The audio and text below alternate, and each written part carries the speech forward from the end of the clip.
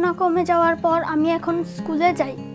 স্কুলে গিয়ে আমি মন দিয়ে পড়াশোনা করি, কিন্তু করোনার জন্য অনেক দিন ধরে স্কুল বন্ধ ছিল। তখন সেভ দি চিলড্রেন থেকে একজন ভাইয়া এবং একজন আপু এসে বলে আমি ক্লাস করতে পারবো। তা শুনে আমার খুব ভালো লেগেছিল।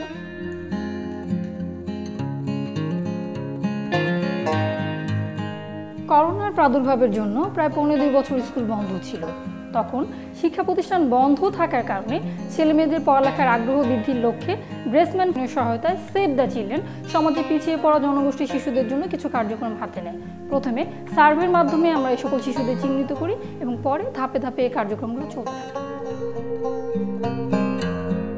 করোনাকালীন সময়ে প্রকল্প থেকে স্কুল শিক্ষার্থীদের ঘরে বসে পড়াশোনা করার জন্য যাবতীয় তথ্য, মোবাইল মেসেজ ও ফোন কলের মাধ্যমে সংসদ টিভি ও বাংলাদেশ বেতারে প্রচারিত ঘরে বসে শিখি প্রোগ্রামের সময়সূচি জানানো হয়।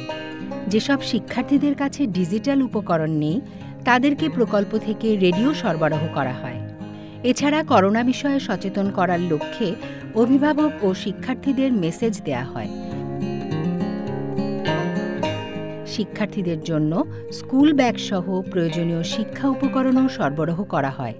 এ প্রকল্পের আওতায় 25টি বিদ্যালয়ে ঝরে পড়ার ঝুঁকিতে থাকা শিশুদেরকে রেমিডিয়াল সাপোর্টের অংশ হিসেবে বাংলা, ইংরেজি ও গণিত বিষয়ে আফটার স্কুল কোচিং টিউটরের মাধ্যমে পাঠদান করা হয়। এই কার্যক্রম থেকে আমরা শিখেছি কিভাবে হাত দিতে হয় আর কিভাবে আমরা সুস্থ থাকতে পারি।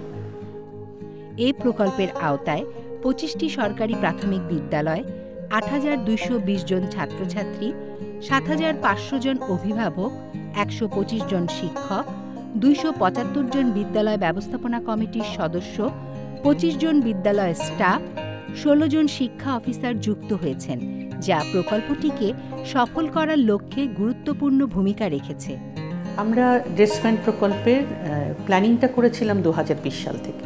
প্ল্যানিংয়ের পরে 2021 সাল থেকে আমরা এই প্রজেক্টটা আসলে শুরু করলাম। আমাদের সাথে পার্টনার অর্গানাইজেশন হচ্ছে ওয়ার্ক। পার্টনার অর্গানাইজেশন যে কাজটা করেছে, ইমপ্লিমেন্টেশনের কাজটা করেছে তৃণমূল পর্যায়ে। ড্রেসম্যান নরওয়েজিয়ান বায়ার যারা বাংলাদেশ থেকে প্রোডাক্ট তৈরি করে নিয়ে যায় এবং যেই সব গার্মেন্টস ফ্যাক্টরিতে ওদের প্রোডাক্টগুলো হচ্ছে সেই ফ্যাক্টরির ওয়ার্কারদের, চিলড্রেনদের জন্য তারা আসলে ফান্ডিংটা করতে চেয়েছে।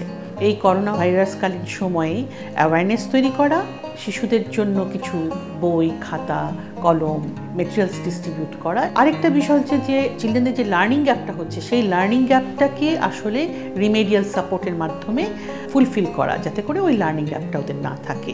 আমরা কৃতজ্ঞতা প্রকাশ করতে চাই সেভ দ্য চিলড্রেন নরওয়ের কাছে যে তাদের মাধ্যমে আসলে আমরা এই ফান্ডিংটা পেয়েছিলাম, যেই ফান্ডিং দিয়ে চ্যালেঞ্জগুলোকে আমরা মোকাবেলা করতে পেরেছি।